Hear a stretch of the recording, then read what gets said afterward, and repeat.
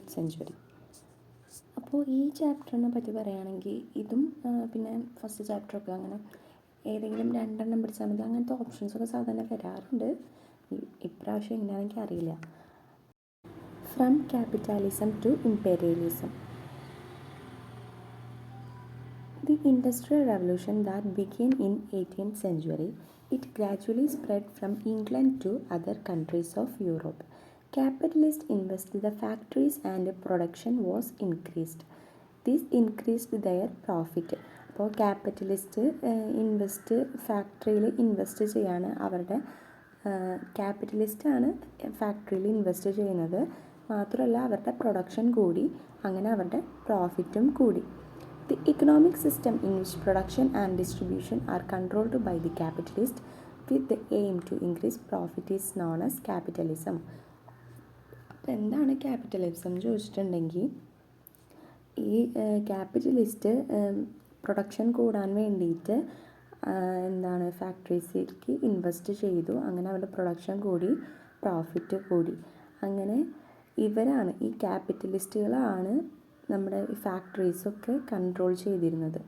ഈ ഫാക്ടറീസിൻ്റെ പ്രൊഡക്ഷനൊക്കെ കൺട്രോൾ ചെയ്തിരുന്നത് ക്യാപിറ്റലിസ്റ്റാണ്. അതുകൊണ്ട് തന്നെ ആ ഒരു ഇൻക്രീസ് ഓഫ് പ്രോഫിറ്റ് ഇൻക്രീസ് ആവാനുള്ള ആ ഒരു എയിമിനെ പറയുന്നതാണ് capitalism. The advent of large-scale industries enhanced capital investment. Many nations produced more than they need and more than they could accommodate in their domestic market. അപ്പോൾ കുറേ നേഷൻസ്, കുറേ രാജ്യങ്ങളിലൊക്കെ അവർക്ക് ആവശ്യമുള്ളതിനേക്കാളും കൂടുതൽ സാധനങ്ങൾ ഉണ്ടാക്കിയിരുന്നു. അതുപോലെ കൂടുതൽ സാധനങ്ങളൊക്കെ സൂക്ഷിച്ചിരുന്നു. This over production forces them to search for markets. ഇതാണ് ഈ ഓവർ പ്രൊഡക്ഷനാണ് അവർ മാർക്കറ്റ്സൊക്കെ തരേണ്ടതായിട്ട് വന്നത്. The search for markets by the industrialised countries in Europe led to competition among them. അങ്ങനെ ഈ മാർക്കറ്റിന് വേണ്ടിയുള്ള സെർച്ച് എന്ന് പറയുന്നത് അവരുടെ യൂറോപ്യൻ കൺട്രീസിൽ എന്തായി മാറി, അവിടെ ഒരു കോമ്പറ്റീഷനായിട്ട് മാറി. The Europeans had already established trade relationship with Asian, African and Latin American nations.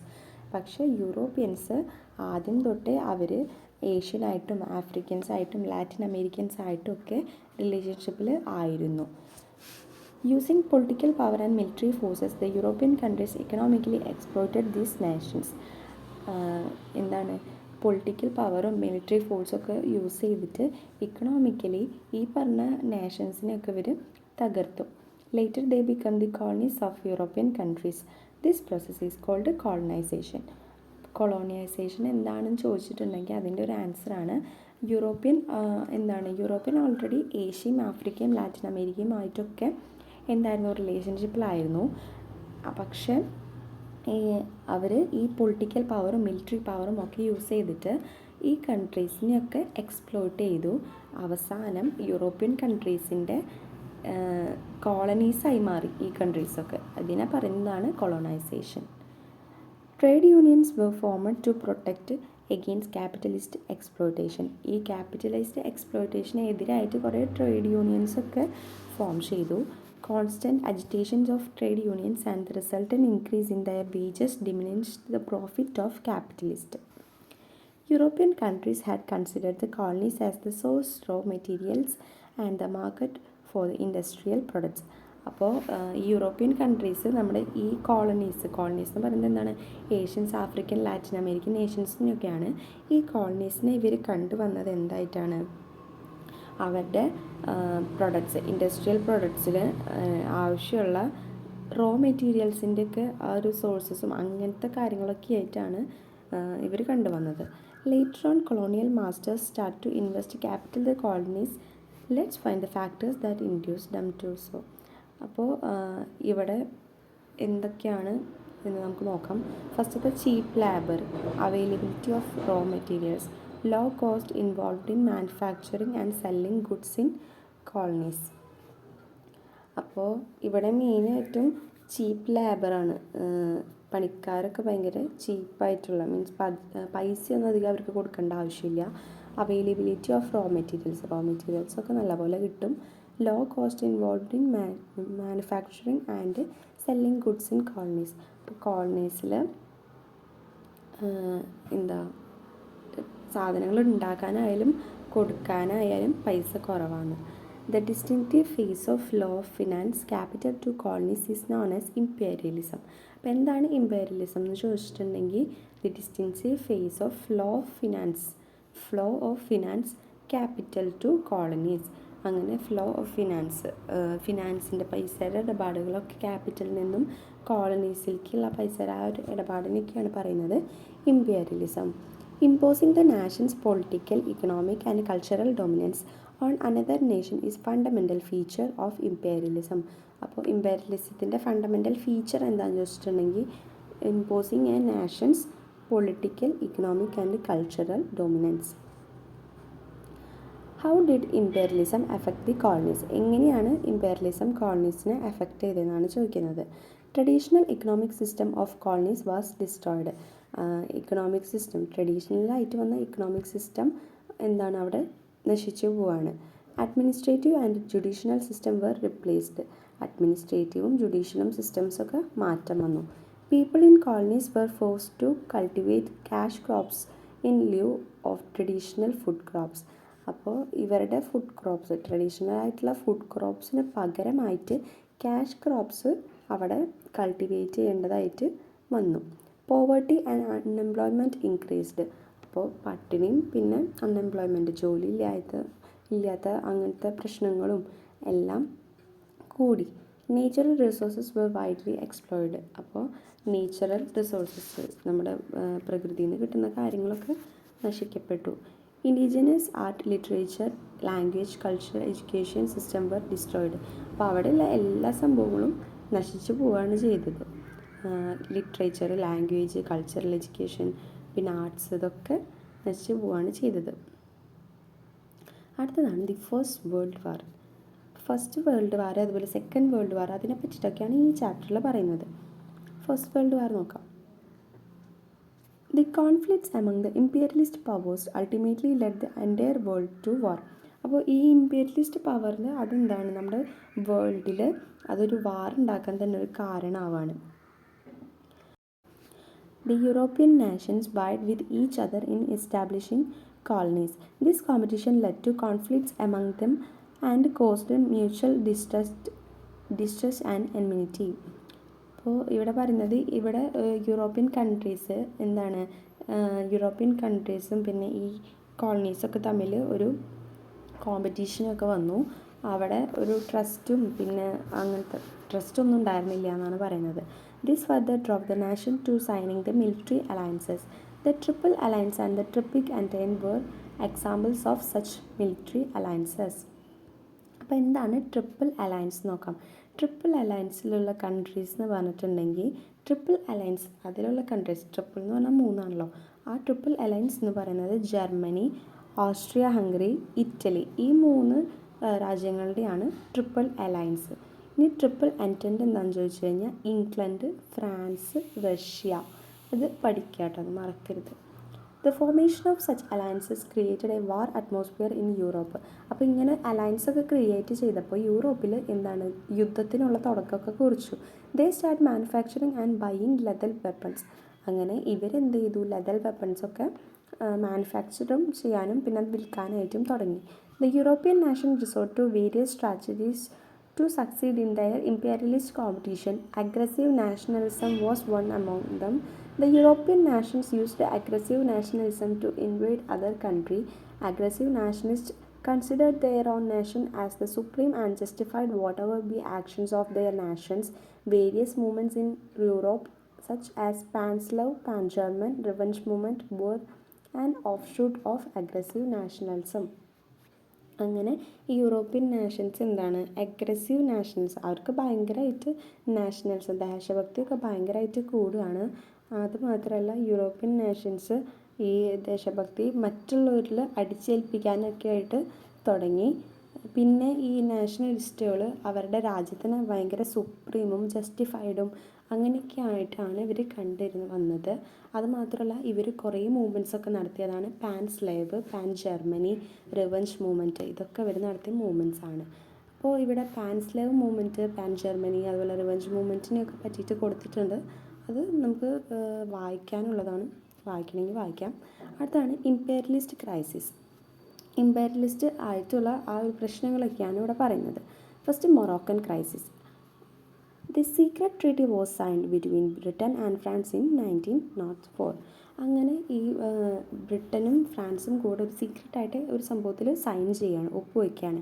According to this Britain recognise the claim of France over Morocco.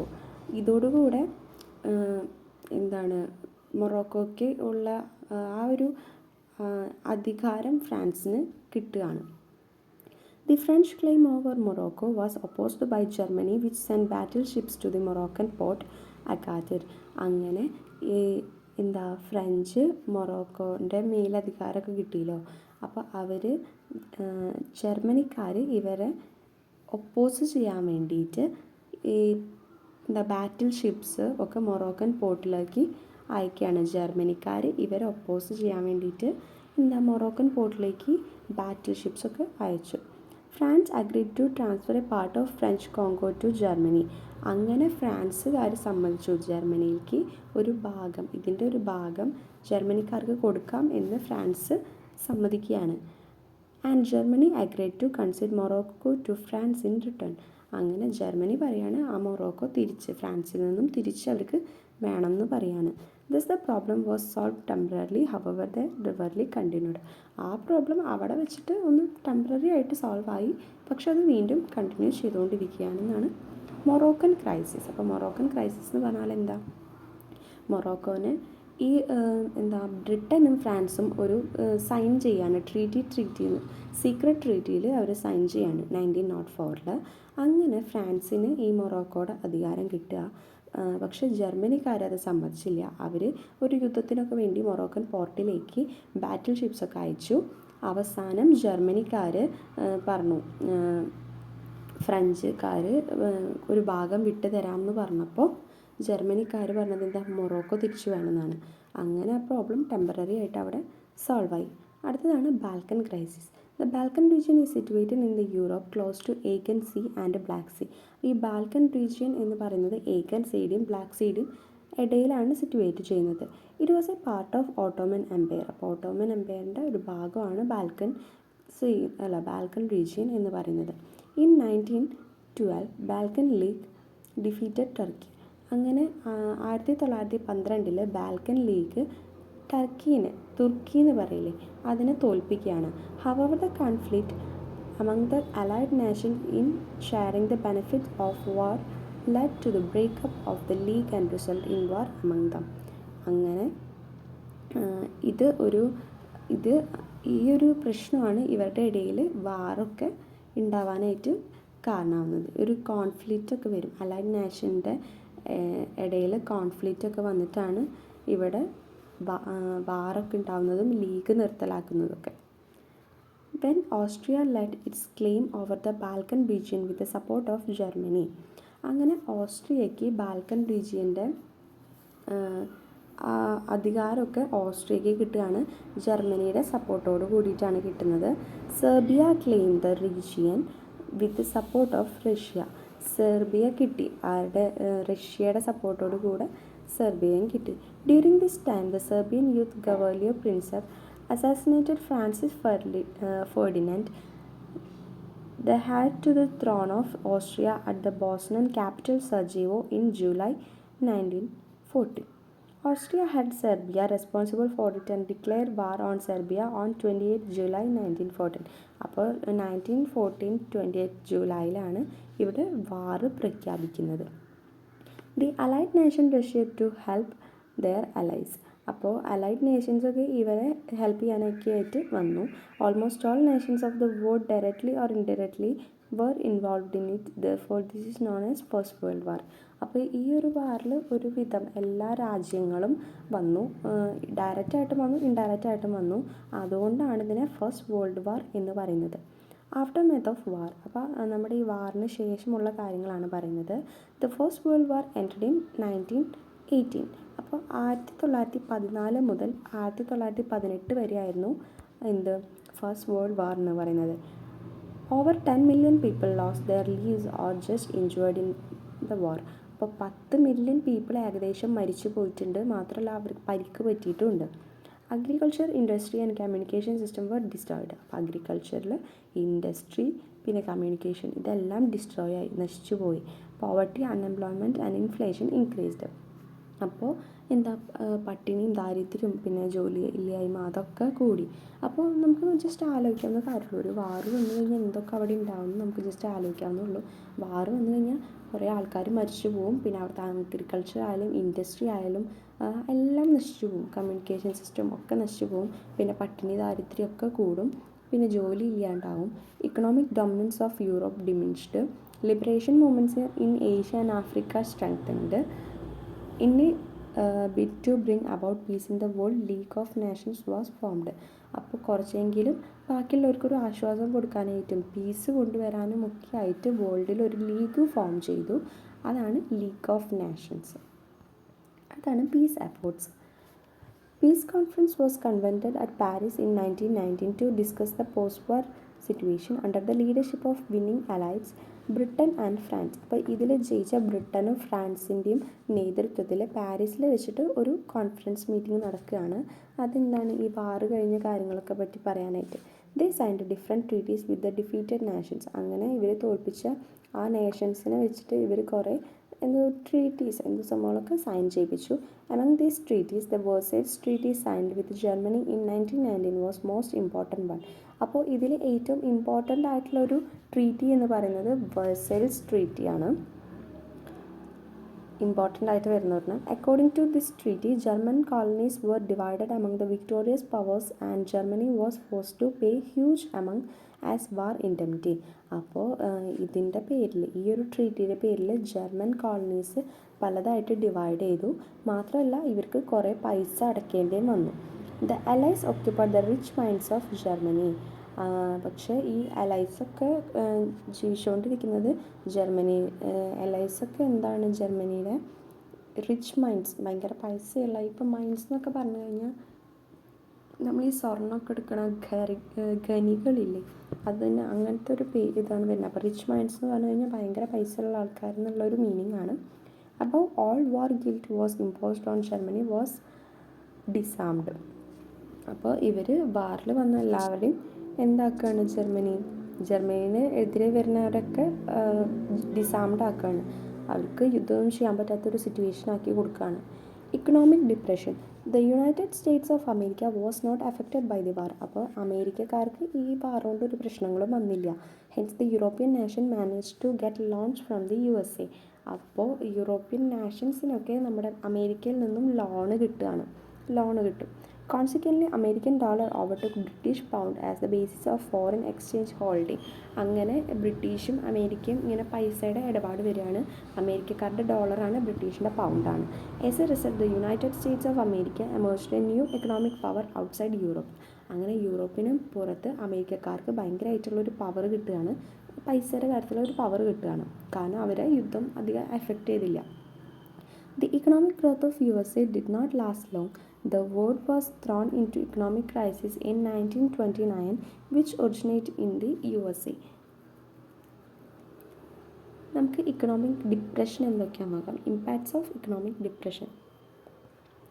People who became pauper because of the war couldn't afford the commodities.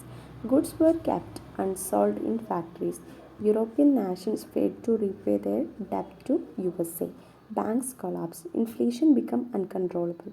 Acute unemployment and poverty. ഇപ്പോൾ ഇവിടെ എന്തൊക്കെയാണ് പറയണത്, ജനങ്ങളൊക്കെ ഭയങ്കര ദുരിതത്തിലാണ്. അവിടെ ഉണ്ടാക്കിയ സാധനങ്ങൾ, goods ഒന്നും വിറ്റ് പോകുന്നില്ല, എല്ലാതും ഫാക്ടറിയുടെ അകത്ത് തന്നെ ഇരിക്കുകയാണ്. പിന്നെ യൂറോപ്യക്കാർ എന്ത് ചെയ്തിട്ടുണ്ടായിരുന്നു, നമ്മുടെ അമേരിക്കയിൽ നിന്ന് ലോൺ എടുത്തിട്ടുണ്ടായിരുന്നു, പക്ഷെ അത് തിരിച്ചടയ്ക്കാൻ പറ്റുന്നുണ്ടായിരുന്നില്ല, അങ്ങനെ കടമാവുകയാണ്. പിന്നെ ബാങ്കുകളൊക്കെ നശിച്ചു പോയി, എല്ലാ കാര്യങ്ങളും അൺകൺട്രോളബിൾ ആയി. പിന്നെ എന്താണ്, പട്ടിണി, ദാരിദ്ര്യം, തൊഴിലില്ലായ്മയൊക്കെ വന്നു എന്നാണ് പറയുന്നത്. അടുത്തതാണ് fascism and Nazism. The First World War devastated both the Allies. Many European governments lost their power. കുറേ യൂറോപ്യൻ ഗവൺമെൻറ്റ്സിന് അവരുടെ പവറൊക്കെ നഷ്ടപ്പെട്ടു പോയി. People were in misery. Unemployment, poverty and inflation grew their entire system. അങ്ങനെ എന്താണ് മെയിനായിട്ട് നമ്മൾ ഒരു യുദ്ധം നടന്നു കഴിഞ്ഞാൽ എന്തായാലും ഉണ്ടാകുന്ന ഒരു കാര്യമാണ് അൺഎംപ്ലോയ്മെൻറ്റ്, പോവർട്ടി. അതെപ്പോഴും എഴുതി വയ്ക്കുക. Fascism in Italy and Nazism in Germany rose to power. അങ്ങനെ ഇറ്റലിയിലെ ഫാസിസവും ജർമ്മനിയിലെ നാസിസവും ഉയർന്നു വരികയാണ്. Capitalising on the political and economic choice prevailing then. Economic destruction rally against the victors, aimlessness, etc., facilitating forces to grab power. Here are the characters of fascism. അപ്പോൾ ഇവിടെ ഫാസിസത്തിനെ പറ്റിയിട്ട് കൊടുക്കുന്നുണ്ട്. Antagonism to democracy, glorifying the nation, justifying war, deifying the past, military dictatorship, opposition to socialism, adoring the purity of race, diffusion of aggressive nationalism, indoctrination of ideologies through arts, literature and education, destruction of political rebels. അപ്പോൾ ഈ ഫാസിസത്തിൻ്റെ ഈ 10 points പഠിച്ചിരിക്കുന്നത് ഭയങ്കര നല്ലതാണ്. കാരണം ഇത് വരാൻ നല്ല chance ഉണ്ട്. അടുത്തതാണ് Mussolini and fascism. Italy got nothing though she was with the victors in the first world war. അപ്പോൾ ഈ ഫസ്റ്റ് വേൾഡ് വാറിന് ശേഷം ഇറ്റലിക്ക് ഒന്നും കിട്ടിയില്ല എന്നാണ് പറയുന്നത്. Post-war destruction of industries, unemployment, increase in tax, inflation, etc. kept people away from the government.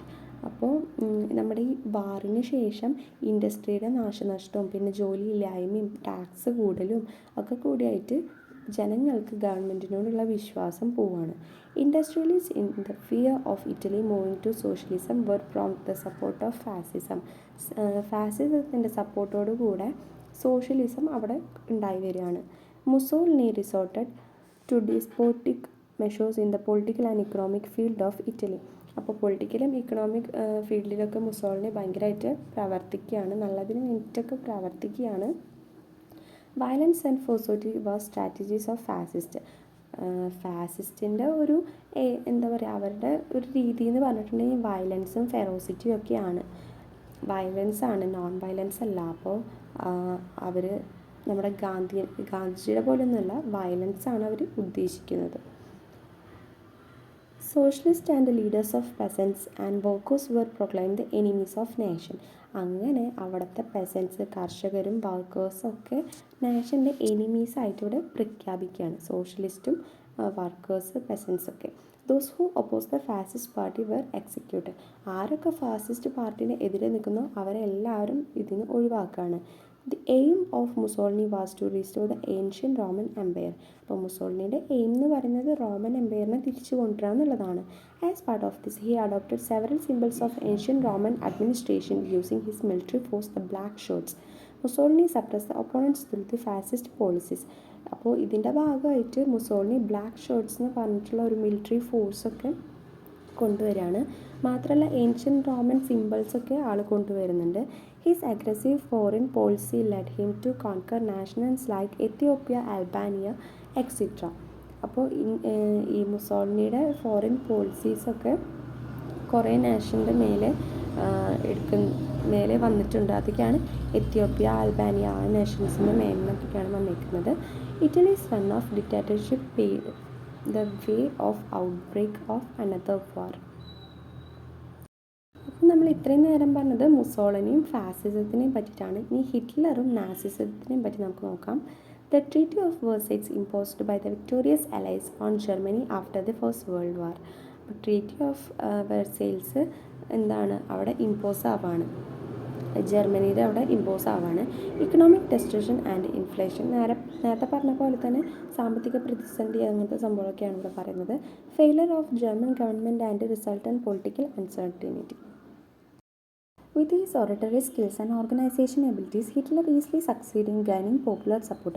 അപ്പോൾ ഹിറ്റ്ലറിൻ്റെ ഒരു പ്രത്യേകത എന്ന് പറഞ്ഞു കഴിഞ്ഞാൽ അദ്ദേഹത്തിന് സ്പീച്ചൊക്കെ പറയാനും ആളുടെ സംസാരത്തിൽ തന്നെ എന്താ പറയുക, മനുഷ്യന്മാർ അത് ഇഷ്ടപ്പെട്ടു പോകും. അങ്ങനത്തെ ഒരു സ്പീച്ച്, അങ്ങനത്തെ ഒരു സ്കില്ലാണ് ആൾക്കുള്ളത്. He dismiss the government and capture the power. അപ്പോൾ ആൾ ഈ ഗവൺമെൻറ്റിനെ പിരിച്ചു വിട്ടിട്ട് അവിടുത്തെ പവർ മൊത്തം ഹിറ്റ്ലർ പിടിച്ചെടുക്കുകയാണ്. Socialist, communist, Jews and democrats were executed. Socialist, communist, Jews, ഡെമോക്രാറ്റ്സിനെയൊക്കെ മാറ്റി നിർത്തി. Hitler held the Jews responsible for Germany's ruin and humiliation. അപ്പോൾ ജർമ്മനിയുടെ റൂയിനും പിന്നെ ഹ്യൂമിലേഷനൊക്കെ ആളുള്ളൊരു റെസ്പോൺസിബിലിറ്റി ആർക്കാണ്, ജ്യൂസിനാണെന്ന് പറഞ്ഞു. Jews were massacred en masse in speciality bit concentration camps. ജ്യൂസിനെയൊക്കെ കോൺസെൻട്രേഷൻ ക്യാമ്പിൽ വെച്ചിട്ട് കൊന്നു കളയാണ് ചെയ്യുന്നത്. This is known as holocaust. Holocaust എന്താണ്? ജ്യൂസിനെ കൊന്നു കളയുന്ന ഒരു ഭാഗമാണ്. The military force brown shirts and the secret police troop Gestapo were in charge of assaulting the massacring Jews. അപ്പോൾ ജ്യൂസിനെ കൊല്ലാൻ വേണ്ടിയിട്ട് മിലിറ്ററി ഫോഴ്സ് ബ്രൗൺ ഷർട്ട്സ്, അതുപോലെ തന്നെ സീക്രട്ട് പോലീസിൻ്റെ ട്രൂപ്പ് ഗസ്റ്റാപ്പോ, ഇവരാണ് ചാർജ് ആയിരുന്നത്. അപ്പോൾ ഫാസിസത്തിലത്തെ പോലീസ് എന്ന് പറഞ്ഞാൽ മറ്റേ ബ്ലാക്ക് ഷർട്ട്സ് ആയിരുന്നു. ഇവിടെ നാസിസത്തിൽ ബ്രൗൺ ഷർട്ട്സ് ആണ്. പോലീസല്ല, military. Hitler projected the purity of the Aryan race and argued the Aryans should rule in the world. Hitler Aryan റേസൊക്കെയാണ് നേഷനിൽ കൊണ്ടുവരാനായിട്ട് ശ്രമിച്ചത്. He gave the Aryans ancestry of the Germans. All other political parties except the Nazi party were banned. അപ്പോൾ Nazi party ഒഴിച്ചുള്ള ബാക്കി എല്ലാ political പാർട്ടീസും അവിടെ ban ചെയ്തു. Trade unions also band. അപ്പോൾ എന്താണ്? ട്രേഡ് യൂണിയൻസും അവിടെ ബാൻ ചെയ്തു. Military service was the made compulsory. Hitler insisted spirit of revenge among the Germans against the terms of the Treaty of Versailles. He used newspaper, radio, cinema, education system widely to propagate the ideologies of Nazism. അപ്പോൾ നാസിസത്തിൻ്റെ idea ബാക്കിയുള്ളവരിലേക്ക് എത്തിക്കാൻ വേണ്ടിയിട്ട് Hitler എന്താണ് ചെയ്തത്? Newspaper, radio, cinema, education system, ഇതിലെല്ലാത്തിലും നാസിസത്തിൻ്റെ ideology കൊണ്ടുവരികയാണ്. Taking the advantages of feeling of revenge among Germans, Hitler adopted aggressive foreign policy. ജർമ്മൻസിനെ തോൽപ്പിക്കാൻ അല്ലെങ്കിൽ അവർക്കുള്ളൊരു റിവെഞ്ചിനായിട്ട് ഹിറ്റ്ലർ എന്താ ചെയ്യുന്നത്? ഫോറിൻ പോളിസീസൊക്കെ കൊണ്ടുവരികയാണ്. ഹി അറ്റാക്ക്ഡ് ഓസ്ട്രിയ ആൻഡ് ചെക്കോസ്ലോവാക്യനെയും ഓസ്ട്രിയനെയും ഹിറ്റ്ലർ അറ്റാക്ക് ചെയ്തു. Germany formed alliance with Italy and Japan. Germany എന്താണ്? ഇറ്റലിയും ജപ്പാനും കൂടിച്ചേരാണ്. It was opposed by other countries. ഇത് മറ്റുള്ള രാജ്യങ്ങൾ ഒപ്പോസ് ചെയ്തു. Ultimately this led to outbreak of another world war. മാത്രമല്ല ഇതെന്താണ്? വേറൊരു വേൾഡ് വാറിന് തുടക്കമിടാണ്. അപ്പോൾ വേറെ വേൾഡ് വാർ എന്ന് പറയുന്നതാണ് second world war. Second world വാറിനെ പറ്റിയിട്ടുള്ള ക്ലാസ് നമുക്ക് അടുത്ത വീഡിയോയിലെടുക്കാം. അപ്പോൾ ഈ ഒരു ഫസ്റ്റ് വേൾഡ് വാറും ഈ ഒരു എടുത്ത ഭാഗമായിട്ട് എന്തെങ്കിലും ഡൗട്ടും കാര്യങ്ങളുണ്ടെങ്കിൽ കമൻറ്റ് ചെയ്ത് ചോദിക്കുക. അപ്പോൾ ഇന്നത്തെ വീഡിയോ ഇത്രയേ ഉള്ളൂ. Thank you.